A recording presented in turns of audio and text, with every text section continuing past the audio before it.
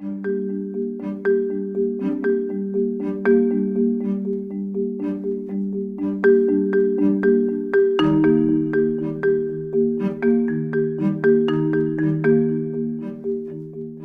I'm Derek Olson, the president of the World Affairs Council of Oregon, and I have the distinct honor today to introduce our panel on the critical topic of countering violent extremism, or CVE as it is often abbreviated. And this focus of this panel will be on prevention and intervention. It's an issue that many World Affairs Council members throughout the U.S. have been addressing, either through public programs, education, international visitor leadership programs, or a combination of all three. It's a critical topic for not only for the U.S., but our allies throughout the world, and one that is tackled by leaders not only in the public sector, but in the private, nonprofit, and educational sectors as well, as you'll see represented in our panel today. To get right to the good part, we're going to just introduce the panelists. Their detailed bios are in your packet.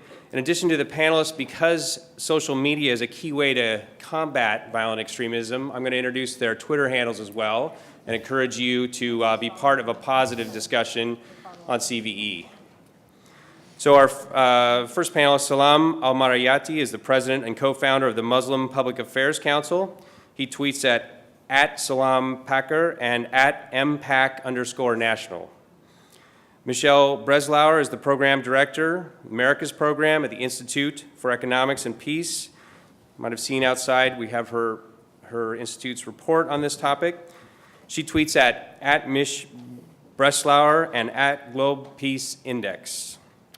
We have Celina Realuyo, who's a professor of practice at the Perry Center at the National Defense University. She tweets at AC Realuyo and at NDU_edu. And this panel will be moderated by the gentleman at the end, Andrew Parasiliti, Ph.D., who's the director, the Center for Global Risk and Security at the RAND Corporation. He tweets at AT Parasiliti and at RAND Corporation. Please join me in welcoming our esteemed panel.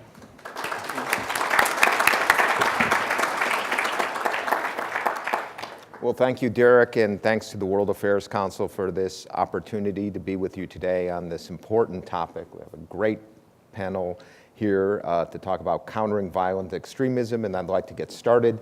I'm going to ask Salam to kick us off. And Salam, what do you see is the role of Muslim American and other community-based organizations in countering violent extremism, prevention, intervention? What's worked in the past, what hasn't, and what do we need to be doing in the future? American Muslims are the front lines of countering ISIS ideology. We have pushed out ISIS and Al-Qaeda ideology from our mosques. That's why we're talking about lone wolves. They're recruiting not in the mosque, they're recruiting online. And that's because American Muslims, in preventing violent extremism, have adopted a theology of life, while ISIS adopts an ideology of death, a cult of death. Islam stands for mercy, whereas ISIS stands for cruelty. Islam stands for justice and mercy, whereas ISIS stands for the iron fist and the ends justifying the means.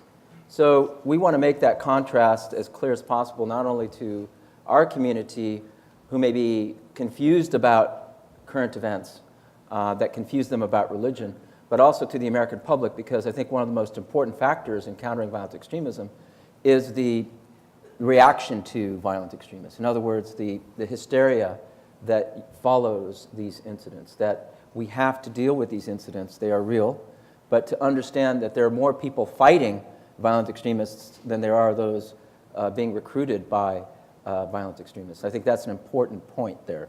Number two, in terms of the intervention part, what we do is that the White House has a program of countering violent extremism.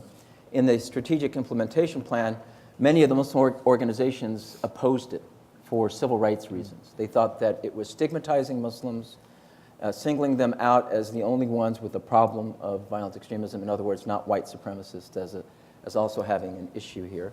And number two, it is a way of promoting profiling of Muslims by talking about radicalization theories where, in fact, we cannot detect who that next violent extremist is. Nobody, the FBI director or even myself cannot detect who the Omar Mateens are, or the Said Farouks, but the father or the mother or the son or the daughter or the sister or the brother or the friend or the mentor may know there's something wrong. So the question is, how do we deliver resources to those individuals so that they can get help? Because otherwise they have two extremes as options. Either they do nothing and pray that nothing happens, and maybe nothing will happen, but sometimes it does, and it is catastrophic. Or they call the FBI, and that person is going to be gone for 30 years, as was the case in Mr. Shafi of Fremont, California, who did that to his son, and another case in Portland, Oregon.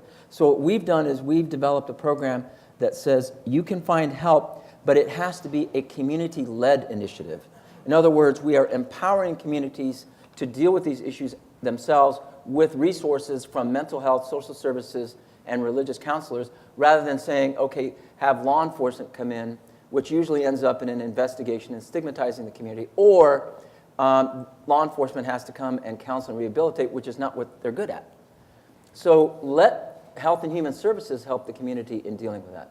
Number two, what's good about countering violent extremism is that it amplifies the counter-narrative to ISIS. And the FBI and the DOD have said, we cannot bomb our way in winning against ISIS. We cannot incarcerate our way in winning against violent extremism. We need to let the community take the lead on it and push back to rid the world from these bad ideas. Bad ideas can only be replaced with good ideas. Bad ideology can only be replaced with good theology.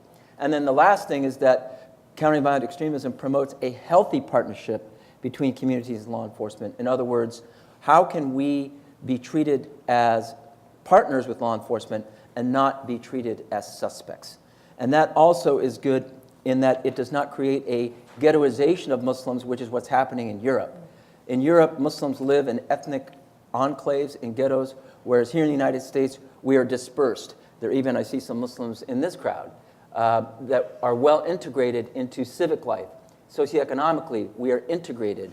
That is, in and of itself, a way of preventing this idea of isolation, alienation, that may make it ripe for groups like ISIS to recruit from our community. So that is how we're dealing with it. It's called the Safe Spaces Program.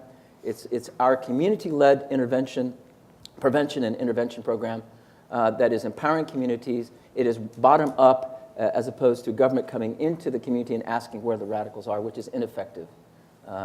And so that is the way we're dealing with this problem. Salam, thank you for that. And I think you brought up many, many fascinating points. One is, in one of your first statements, you said that violent extremism has been driven out of the mosques and the radicalization is now online. We may want to come back to that. And I also think you just started scratching at a key subject, which is the difference of the challenge we face here in the United States and in Europe. Yes. And even more if we have the opportunity to hear more about your Safe Space program. So thank you for getting us started. Michelle, what does the data show about trends in terrorism and violent extremism? I mean, what can we learn? We hear a lot in the papers. We hear a lot from various politicized, I should say, talk shows or media about the threat. Where does the data take us, and what can we learn? Yeah, I mean, I think that that's really one of the key reasons that my institute actually produces the Global Terrorism Index, which is a report that we've put together for 4 years now, and we released the 2016 edition just yesterday, because part of the nature of terrorist and violent extremist activities is about myth-making and about creating fear, that it's really important to have the hard data to try to dispel some of that. And so really what the Institute for Economics and Peace does is that we try to measure peace on an annual basis. And through that, we produce the Global Peace Index. But peace around the world is going down by our measure. And one of the drivers of that is actually quite a substantial increase in terrorist activity. So we see terrorism and displacement being the drivers of lower levels of peacefulness. And then when we take the Global Terrorism Index, which is a measure of impact and trends around the world, we've seen a really complex picture over the past year. And I just want to share some of that data, which I think also is very complementary to Salam's points. In this picture, we see that globally, deaths from terrorism have actually reduced. We've seen a 10% reduction in the past year. And this is due to significant reductions in deaths in Iraq and in Nigeria. Now, countries are improving. More countries are improving their levels of terrorism than decreasing. But the overall impact of terrorism globally is increasing because it's spreading and it's more intensified. So that is a worrying trend. But to put that really in context then, we see, where is terrorism spreading? We've seen a massive increase. We've seen a 650% increase in OECD countries, more developed countries. But that classification includes Turkey. It includes Israel. Turkey has the most number of deaths, primarily due to the PKK. So we're not looking at just ISIS-inspired deaths. France also has seen a rise. When we look at the US, though, and this is where it's important to really break down the data, from 2006 to 2015, there have only been 156 deaths in the United States from terrorist attacks. So while every life is important, it's important to also balance that figure against other forms of violence, for instance, like homicide. Now, looking at those attacks in the US, 98% of them were lone wolf attacks. This is a term that Salam referenced. It can include people radicalized online, but a portion of that number is, for instance, white supremacist movements in the United States. So it's incredibly important to contextualize what we're seeing here in the US. And what that points to as well is that we need to focus on violent extremism more broadly than just this idea of a threat from ISIS or Islamic radicalization. What is this form of violence and this tactic of terrorism, and how is that impacting, where does it come from, and how is it impacting us in the United States? And so one of the things that the Institute does is that we try to better understand, from a statistical point of view, the drivers of terrorist activity. What are the environments and drivers? So we've taken about 5,000 different socioeconomic data sets and compared them to the Terrorism Index. And what we've seen is that terrorist activity happens most often in countries that are already going through existing conflict or have high levels of political terror. And political terror in this context means extrajudicial killings, torture and disappearances, incarceration without trial. So that's really important to understand that we need to look at the broader safety and security context when we're examining this phenomenon. Now, only 0.5% of terrorist attacks globally have happened outside of that environment. So it's a really powerful, fairly conclusive figure. One other figure that's interesting around that is that 72% of terrorist attacks occur in just 5 countries: Iraq, Afghanistan, Nigeria, Pakistan, and Syria. So this idea that the United States is facing a tremendous amount of terror is not entirely fact-based. And finally, when we look at, well, what are the drivers in different countries? And we once again take that differentiation of OECD versus non-OECD countries. We're looking at more developed versus developing countries. We see that there are some differences. So in OECD countries, it's primarily issues of exclusion and alienation that correlate. These are youth unemployment, youth opportunity, less belief in free media, less belief in democracy. We see drug crime and access to small arms also having a relationship. When we look at non-OECD countries, we see, once again, these political terror, safety and security issues that are really coming to the fore. But across both, it's acceptance of the rights of others, broader levels of human rights, and better governance and less group grievances that are common drivers across all nations. So this data, while it's not pinpointed at the community level, is really helpful not only in terms of policymakers understanding the context for peace-building organizations and other organizations in this space to better understand what the drivers are that we're dealing with, and I think also then for communities to be able to look at really what are the areas of our work and our communities that we need to try to strengthen around inclusion.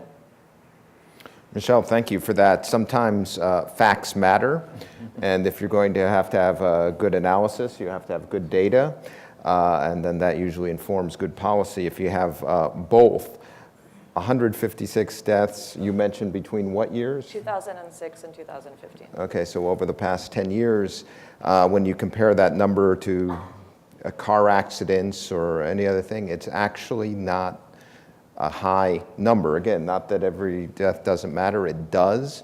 Not that we shouldn't be vigilant, we should, but it also helps us put that threat in perspective. And again, as we think about this, is this because of two things? One is that there is a consensus among most of our communities to buy into the American system, American culture and way. We just don't have that degree of dissonance like in the 5 countries you talked about, or maybe some other demographic issues or other challenges that Europe may be facing, for example. And is it that our surveillance, intervention, and interdiction has done quite well, maybe by engagement with the communities and others? Anyway, very important to look and have that database as we continue our discussion. Celina, you've written a new book about Beyond Convergence, World Without Order. You have an important chapter in there on how public-private partnerships can play a key role in battling violent extremism and illicit networks. Can you tell us a little about that and comment on anything else you'd like to? Sure, just to take a look at it in context. So actually, I began and embarked on this journey on counterterrorism by being recruited after the wake of 9/11. I was a banker at Goldman Sachs running offshore accounts of certain Arab families that was of interest. So we started the campaign after 9/11 looking for people in the private sector. I was one of those people to actually track bin Laden's money. And I am actually still doing it now, but in an academic setting, looking at now ISIL financing.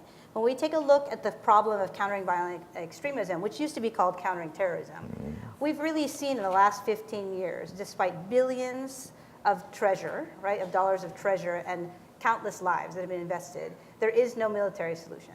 And what we've seen is actually Al-Qaeda and the spawn of Al-Qaeda and its affiliates have actually just morphed. And what's different with ISIS is that they've actually become a state, irrespective of, perhaps down at the NSA, they wouldn't want us to call it the Islamic State. They actually have territory that they control. And more importantly, it's now deemed the richest terrorist group, not just in the world, but in history. So this is why they've become a much more difficult enemy and adversary to basically neutralize. So the way we look at the war and the campaign against ISIL is in 3 spheres.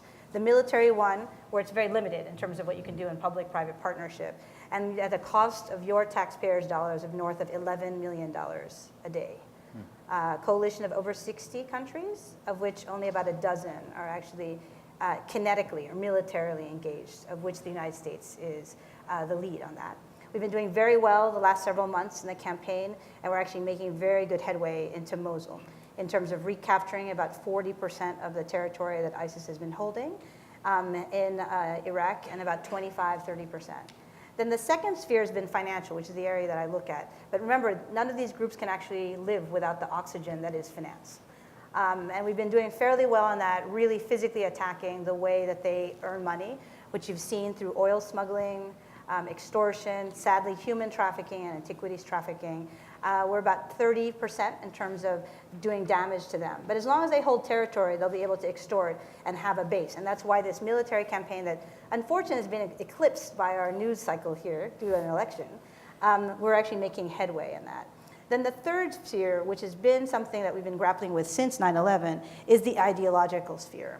And what I tried to do when we were taking a look at how do you find better solution sets. So I'm an instructor, and not just for the military, I'm also an instructor for the counterterrorism task forces across the United States for the FBI, where we've really started to take a look at safe spaces. How do you actually have partnerships where government agencies, whether they be law enforcement or even those of us in academia, don't have our finger on the pulse? So what I found from the research that I've done, taking a look at places like Minneapolis, like Boston, like Los Angeles, like New York, how has that outreach at a more local level been more effective?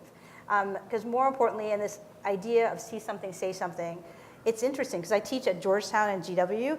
My freshmen that are coming in now, they were 3 years old on September 11th, 2001. So for them, they don't really have the same, I guess, impact of what, for them it was a movie or a documentary that they're learning as history. And we saw, I think, probably the best illustration, I'm from New York City originally, was what happened with the 23rd Street. They call them the New York, New Jersey bomber, where literally average citizens saw something and said something and knew how to get that information out. And this idea of using technology, using social media, this idea of knowing your community, knowing the children who are at your school, being able to also find a way that you can confidently report something without fear of retribution, but also safeguarding civil liberties is very, very important. So we're looking at, particularly in the ideological sphere, is how can people who are in a community be aware of things that are red flags? Maybe someone's coming to your general store and trying to buy ingredients and components for bomb making. And this is a question of how does the government raise awareness, and then more importantly, how do we then communicate, how could you bring that information to bear in a way, and then more importantly, engage. Now we're actually pushing the idea of, we used to talk about whole of government after 9/11. We're actually now proposing, and I talk about whole of society, where average citizens, and many of you who are interested in this, are actually taking the onus on yourself to actually be the ones who protect your community and be able to actually warn of certain behaviors. Because every time we see it, after, sadly, if there's a school shooting or these terrorist attacks, someone knew something, but they didn't want to say anything. And this question of how do you balance civil liberties with security has been something we've been grappling with since 9/11. So what we did was take a look at these different pilot programs across the United States. And more importantly, how can we, whether it's with the financial systems, what is very disturbing is that ISIS and its recruiters and its financiers, because they can't go to the mosques, have been very astute in terms of using social media and online platforms, particularly in the deep web. So we have a learning curve as well in the government to actually engage with members in the financial sector to understand how, whether it's mobile banking on your phone, how these new techniques that are great for us as consumers are actually being abused by not just terrorists, but also criminal groups. And that's what we see, this dark web between terrorist groups and criminal groups who are really promoting agendas that are nefarious to our way of life. So that's an interesting question, is how can even you and all of your communities maybe spread the word of programs such as Safe Spaces, and then more importantly, educate those who are not necessarily, like we're studying a lot of statistics in all of these different countries, and I assigned lots of readings, thank you, Michelle, for all of your products. But how do you then take it on yourself to become more aware and make those around you more aware without being paranoid, right? In one of these ones, you understand the challenge, and you also understand how you can actually contribute to the broader national security mission. Celina, thank you for that. You mentioned something that I'd like to pick up on for the next round, that the U.S. is now engaged in a military campaign against ISIS. Looks like it's moving ahead to retake Mosul, the second largest city in Iraq that ISIS has controlled. We'll be moving, it seems, soon in Raqqa in Syria, which is the capital of the so-called Islamic State. How important in terms of countering violent extremism is the defeat of ISIS. And do we expect, Michelle, your numbers to go down after ISIS is defeated? How do we see this playing out, not just in terms of the military campaign in Iraq and Syria, but in terms of the theme of our panel today? Will that be really good news for battling violent extremism, no effect, or the opposite? Well, the administration's policy, and more importantly, the idea of the coalition, is by defeating ISIS, but more importantly, even more importantly, is to actually capture or kill the leader, Abu Bakr al-Baghdadi. For those who don't know, he actually has a Ph.D. in Islamic studies, spent some time incarcerated in a U.S. prison after our engagement in Iraq, but even more so, he's allegedly a descendant of the Prophet Muhammad. So there's an actual reason that and he's apparently very charismatic. So the question is to actually decapitate ISIL from the leadership, particularly going after him, is very important. But the new question and challenge that we have is now ISIS, instead of just an adversary, is it a movement and a philosophy? These are things that bin Laden and Al-Qaeda could never have imagined, because it's kind of metastasized and had they call them provinces. Groups like Boko Haram have actually pledged allegiance to ISIS, right? So the thing is, it's very important, and the idea would be to cut the head off the snake to also then basically dissipate the impact. So we've had this two-pronged strategy of the actual physical campaign in Iraq and Syria against the Islamic State, but complemented by taking a look at CVE broader. So what's really good news is the number of recruits going to ISIS. They peaked at 40,000 foreign fighters from over 100 countries that have joined ISIS. Majority of them, because they were not very well trained, are now in their version of whatever the afterlife is in terms of their interpretation. But that has actually really started to come down, particularly from the United States. And that's the fear that we're looking at from a homeland security point of view, is the idea of these returnees. And that's what we've seen, sadly, in France and in Belgium, are the ones that are, they have a greater threat than we do in the United States. But sadly, even though the possibility is lower, the probability is still there. I think it's a really complicated question, unfortunately, and an environment. What we have seen are a couple of things. One is that we saw terrorism increase globally and primarily driven by Iraq after the US engagement in Iraq. It went up. Now, since the Syrian civil war started, it's spiked up. So that is a reflection on military engagement and understanding that it may also have negative ramifications. What we've seen in the past year is a 30% decrease in deaths in Iraq. And this is partially due to military engagement there. ISIS is not a small movement, and they're not only responsible for deaths from terrorism. They are engaged in battle. There are a significant amount of battle deaths in Syria that ISIS is responsible for that fall outside of this terrorist definition that we're looking at. So I don't think that we can just look at them and think that there's going to be one solution. What we've seen is that military interventions are not working to stem the tide of terrorism, or we would be seeing a different result in the terrorism index.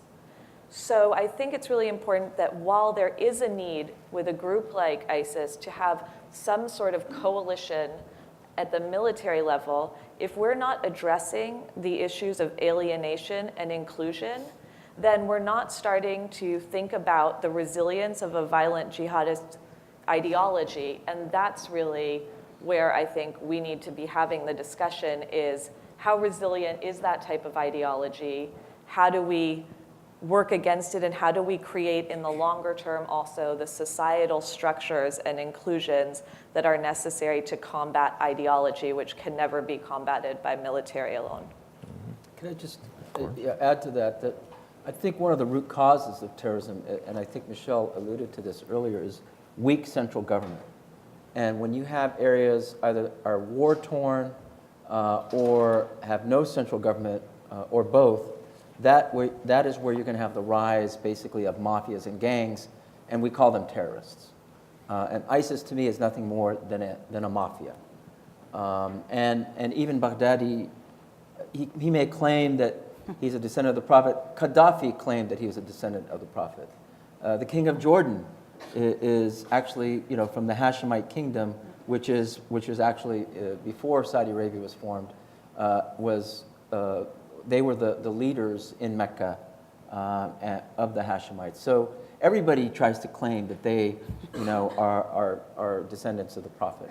And to which I say, well, there was also an uncle of the Prophet who was condemned to hell, so it doesn't matter whether you're a descendant of the Prophet or not. It's a matter is your actions. So, and your faith. And the Prophet even said, we are brothers in Islam, brothers and sisters in Islam. It's not, whether you are a family member or not, it's immaterial. And for him to be in hiding, I mean, what a coward. This is not a true leader by any means.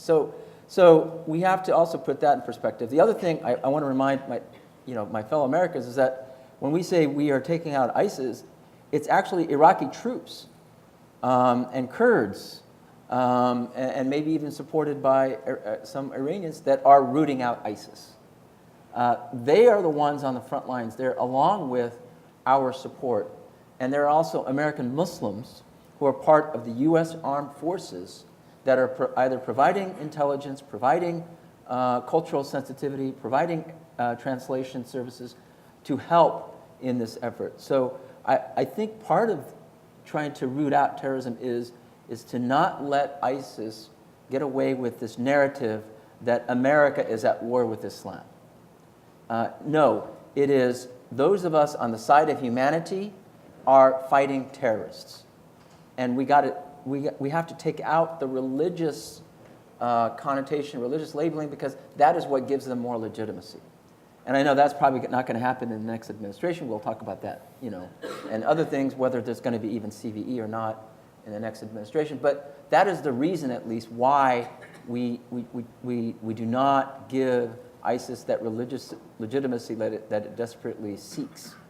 And then the last thing is that either, what a dictator does is say, either it's me or the terrorists. Unfortunately, in Syria, Assad was right. But in every other part of the Middle East, that is what they say. You might as well accept the tyrant, because otherwise you'll have to deal with the terrorist. We have to change the paradigm that, no, we are not going to accept tyranny, nor are we going to accept terrorism. They are both major threats to our global security. And I think we need to have more conversations around those lines as well. Thank you. I thought at this point we'd open the floor to questions. If you raise your hand, and then I will acknowledge you, and then I think we have microphones that will come around, so wait for the microphone. Okay, we ready to go? And let's start right in the back, lady in the red, right there. Yes.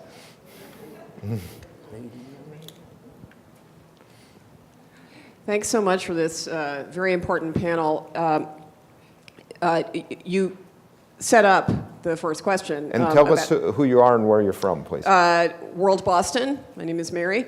You set up, I think, the question is, with this next administration. So let's suppose that CVE doesn't continue as a policy. What's the best way to move forward? And before you answer, I have got to make a comment. I'm sorry, Bill's going to kill me. But I would like to challenge the notion that Omar Mateen was motivated by some Islamist point of view, and propose the notion that internalized or otherwise homophobia were equally important. There is such a thing as a hate crime. Yeah. So I would just like to make that comment. Anyway, right. So what to do if the administration backs off of CVE initiatives? But to your comment, Okay. the fact is he did declare allegiance in the 911 tape, right? Yes, So it was yes.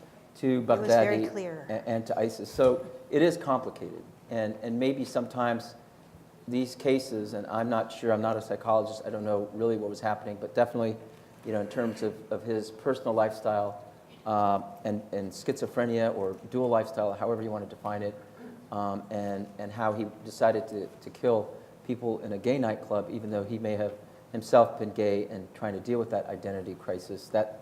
It's very complicated. Having said that, I think most of the cases that we see in terrorism in the United States by Muslims do involve some form of an identity crisis. And I think that, again, leads us to believe that there's something else that we have to talk about besides the law enforcement side of this problem. That is social, that is political, that is cultural, that is theological and religious. And so I just wanted to stress that point. And I think that is where CVE intended to go, is to deal with the non-criminal space. Because right now the paradox is we're trying to prevent a crime, but we are telling law enforcement to go into non-criminal space to deal with it. And that is an impossible feat to achieve by law enforcement. But after 9/11, that's what the American public said. The American public says, we don't just want you to investigate after the crime, we want you to prevent it from happening. So that is why CVE is so important, because it is the only way for prevention. If you're not going to have CVE, then you're not going to have prevention. And I think that's the message that we have to say to the next administration. And just accept that you have decided to give up on prevention, or intervention for that matter, and you're just going to continue with surveillance and investigation and incarceration and what have you. And if that's how you want it, then go back to what Celina said is CT, is counterterrorism, which is only a law enforcement mode of dealing with this problem. So I'm not sure where we're going to go with CVE. I hear on the Hill that it is probably going to dissipate, but at the end of the day, the American Muslim community will continue with community-led initiatives. The good thing about what has happened in CVE, it has brought mental health, social services, non-law enforcement agencies to the community. And right now, our community, in terms of the mosques, are anemic in this kind of programming. We need that. To me, the answer lies in crystallizing the American Muslim identity that prevents the identity crisis. In other words, home is not where my grandparents are buried. Home is where my children are going to be raised. So that we see Islam in the West as an integral part of American civilization that is enriching, that is vital, that is productive, as opposed to Islam versus the West, as if they are competing with each other for geopolitical gains. Can I just add also, when you were making your opening remarks, another statistic that came to mind was that, thinking about this difference between inclusion issues in many Western European countries and the United States, because I think that's really vitally important to the points that you're making, are that in France, the Muslim population makes up about 10% of French population and 70% of French prison population. So that's, a really stark figure. And I think we have to think about how we look at different groups, as Americans here. And we have a different system in the US. It's true, and we don't see those types of figures here in the United States. And I think that's something to capitalize on. And to the sort of CVE agenda question, this idea between what's an intervention and what's prevention can get very conceptual, particularly in my world, which is more of the peace-building field. But I think it's really important to remember that across community leaders and local level law enforcement, regardless of national level strategy, you're still talking about a lot of person-to-person communication and outreach. So it's not just about what strategy comes down from Washington or in terms of funding, but all of those police officers are still sort of the front line between government and many communities. And a lot of them are really very conscious and sensitive of some of the issues that we're talking about and some of the CVE strategies. And that's something that they can continue to be sensitive about and help support community leaders in, I think, regardless of whatever comes out of the next administration. And I hope that that is what we will see. And finally, I just wanted to sort of compare it in not a technical way at all, but it's a little bit like stop and frisk, if you will, in New York, where I'm based. There is this reaction that we can prevent crimes by stopping people ahead and trying to see how many we can intercept in a way.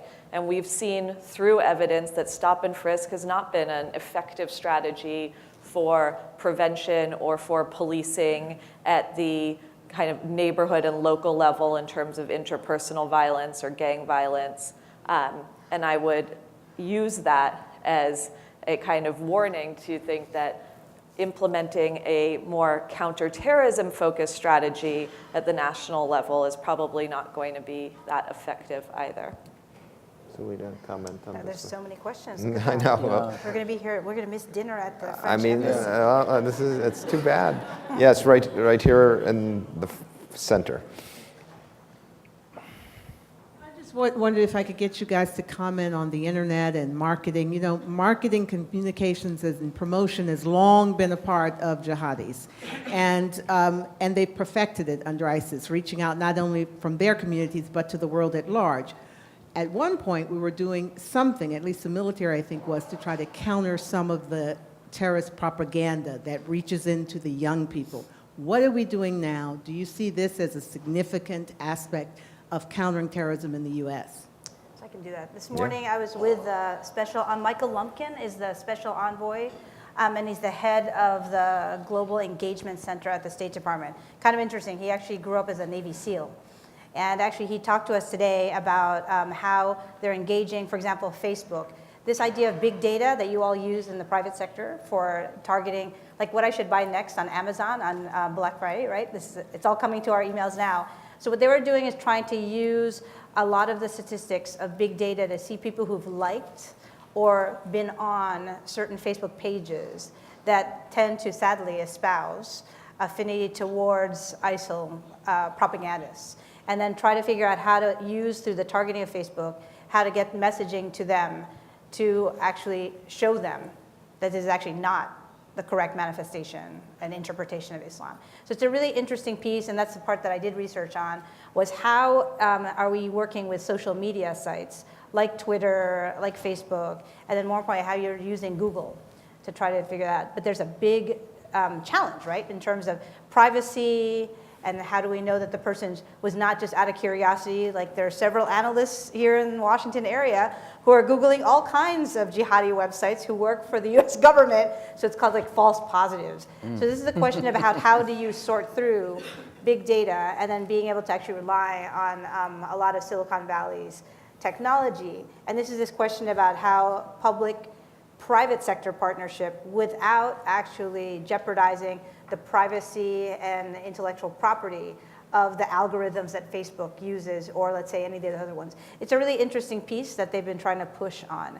The question though is, how effective is it? And the thing is that we've seen now that these groups are going into what's really the dark web and actually accessing young people through a lot of the video gaming that are extremely violent.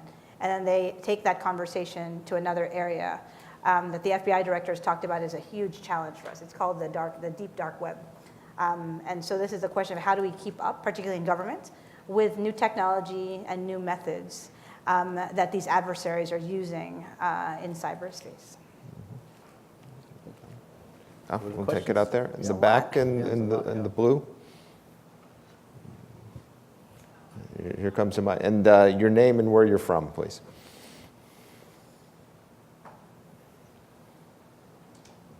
Hi, my name's Mary. I'm from World Boston. I'm the other Mary of World Boston. You had mentioned off the whole cutting of the snake from the head of the snake, and I was wondering that's been tried with some of the criminal gangs in Mexico, for the narco-trafficking gangs, and then also they tried that in Chicago. And what wound up happening was even more violence. Is there the possibility that doing that will cause ISIS or ISIL, whatever you want to call them, to break up into small little subgroups that would then be even more problematic to track down? So actually, that's the other thing that I'm not doing ISIS. I do the cartels and the FARC in Colombia.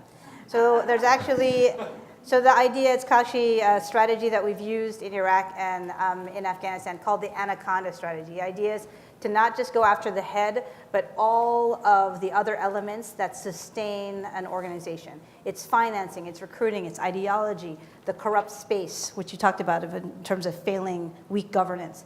How to take a look at it as a more composite. Just because of the way that the Islamic State is organized, we've been using a decapitation strategy of not just looking for al-Baghdadi, but actually a lot of his lieutenants. So in terms of the, for example, we've gotten both of the chief financial officers of ISIS in both Iraq and Syria, which, by the way, are very hard to replace. All these foot soldiers are pretty easy to replace. So it's a more systematic piece. But because the centralization of power, and that's why Mosul is so critical and going after Raqqa, it's to physically dismantle the Islamic State.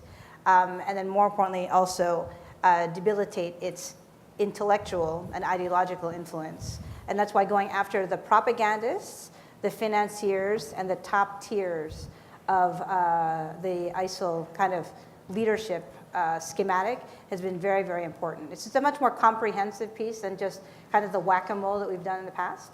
And we're doing the same thing in Mexico. So I'm working a lot on looking at the financiers of El Chapo. He's in prison, but it's still thriving. Look for people who you are actually they're harder to replace. It's taken us a long time to come to grips with who are what they call key man risk, right, in private sector piece. So this question, how do you apply that type of discipline in looking at adversaries, whether they be criminal or terrorist in nature? There's a key strategic logic to that, and let me just ask the others point, because this was a strategy Israel used against Hamas for years, but we have Hamas in Gaza. We've used it against Al-Qaeda over the years. We eventually got bin Laden and many other leaders, but as you say, Al-Qaeda's metastasized. We have the Nusra Front in Syria, which is, according to the State Department, the largest Al-Qaeda affiliate ever. So to get the state and the mechanism, absolutely a lot of sense, but if you're dealing with a movement, it still goes on. I just wanted to get the others to comment on that. Well, I think one thing I would like to see is, from the United States perspective, is more serious effort in resolving the Syrian crisis. Because the Syrian crisis is one of the ways that ISIS had proliferated. And also, if you want to solve the refugee crisis, if we don't want to accept refugees here, well then, they don't want to come here, they want to go back home. So solve that issue, and that will solve many issues. But the question I've always been wondering about in terms of our policymakers is that we want to have it both ways. We don't want to change the status quo in the Middle East. We still, one of our strongest allies has very similar ideology to ISIS in the Gulf. So we turn a blind eye to the Palestinians and their oppression. And a lot of that is what is driving a lot of these issues.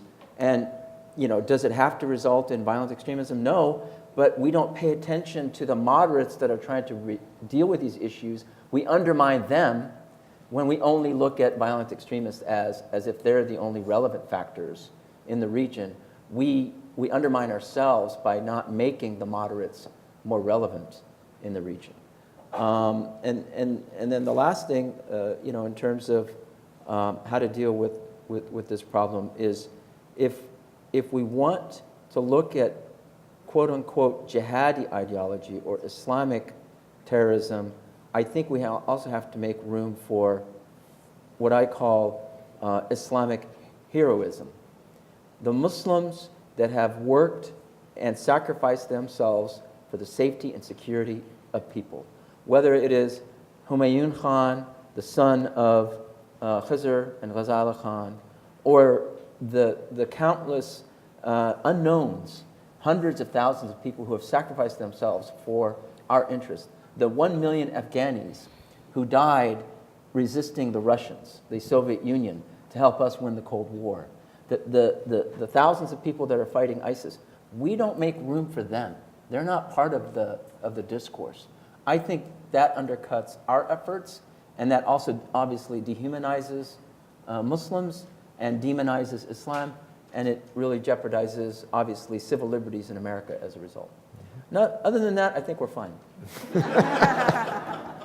Very good. Michelle. Yeah, I mean, just to follow quickly on that final point that you made, there is a lack of understanding about what works really in this space. And in this space, I mean countering violent extremism, not CT strategies, countering terrorism strategies at the national level. And within the policy sphere, we talk so much about risks. We talk very little about those capacities that need to be built upon, and that includes better understanding and research into what programs work, what types of funding are most effective, and what positive actions also are being taken that we can put forward as a capacity to be built on, instead of just looking at where are the risk factors in a very messy, complicated situation.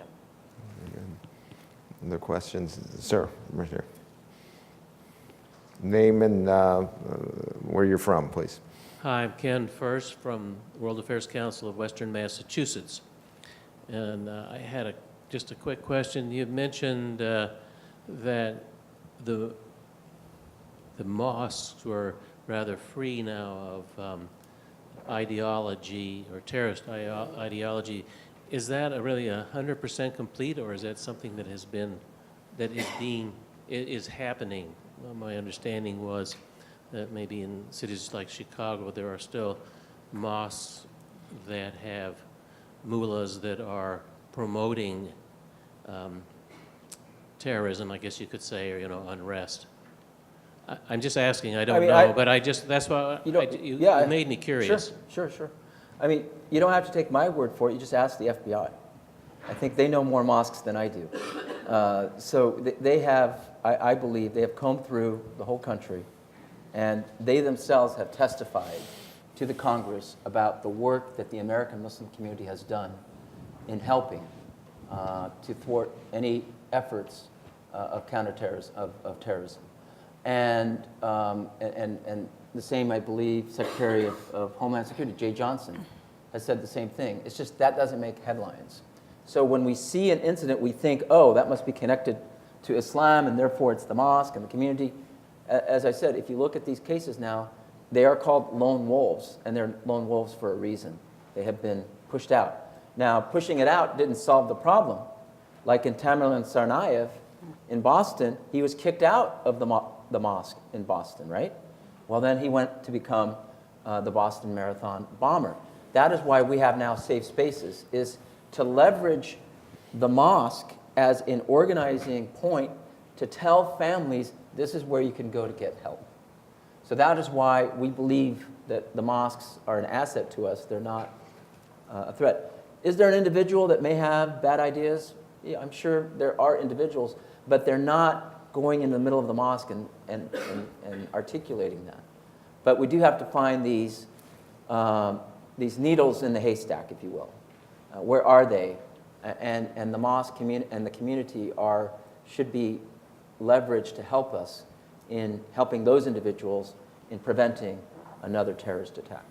Could I get your comment? One policy we heard about during the presidential campaign from then candidate Trump, now President-elect Trump, is that reducing the number of immigrants from countries in the Middle East that are undergoing war, like from Syria, would be correlated with reducing the potential for terrorism in the United States.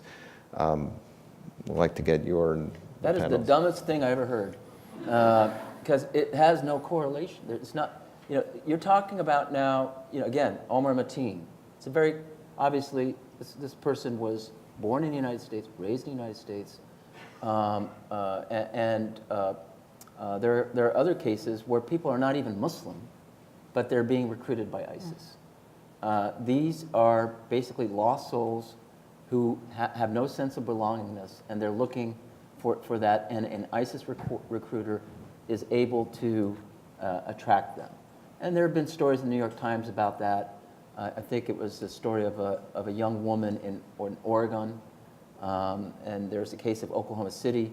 The person was not a Muslim, but he's decided to behead somebody, because he was angry at them. So it's not just an immigrant problem.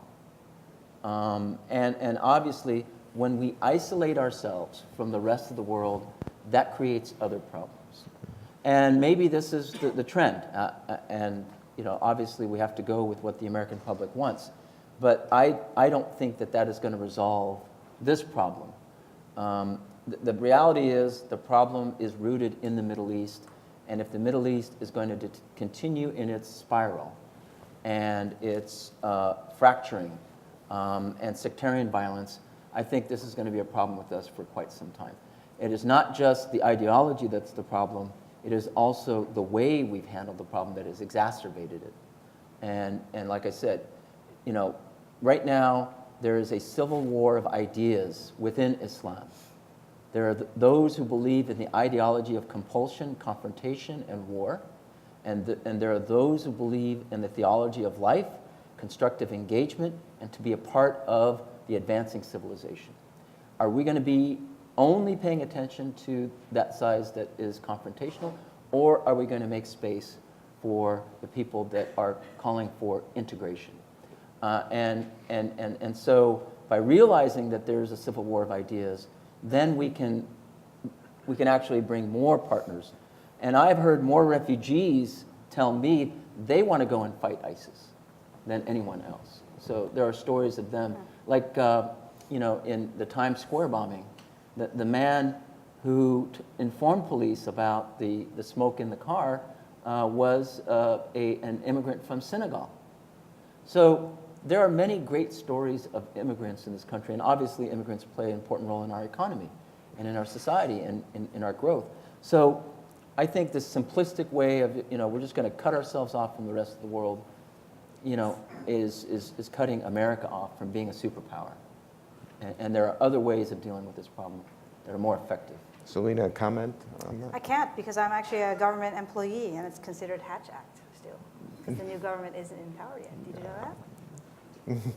Among my 17 lawyers that prepared my brief that I was going to give to you guys. Oh, really? Yeah. Okay. Yes. Well, 17, oh my God. But see, there's another problem that now they're talking about registration of Muslims. And they've even suggested that internment may not have been a bad idea. I mean, if we're going to go back, to the 40s, I don't know why people even think that is even a rational way of dealing with this problem. It's a much more complex world, and the consequences are much greater. And either we say we're going to be responsible as a superpower and act like a superpower, or we say, you know what, we just want to be an island and not be bothered by the rest of the world. We are just about at the end of our time. Any other just quick 30-second comments? Celina, Michelle, Salam? Just quickly, if you think about it, we're the best eyes and ears for our community, our industry, and more importantly, for our children. And it's a question now of, in the 21st century, with all these different hybrid threats, whether it's cyber or terrorism, or sadly, the heroin epidemic in all of our communities, we have to take it upon ourselves to directly affect national security at our own individual level, because we just know that government no longer has the solution to all these things. And the types of things that we've been working on, like safe spaces, are great examples of, irrespective of who comes in and what the policies are going to be, at the local and state level and in your own community, it's amazing now how many resources we can harness to actually deal with issues such as youth at risk towards anything in terms of vice or recruitment by gangs or recruitment by violent extremism. So it's a plea that I have for all of you as you go home to think about how you can think about making your own community a safer space. That's right. That's a nice commercial to end with. Yeah.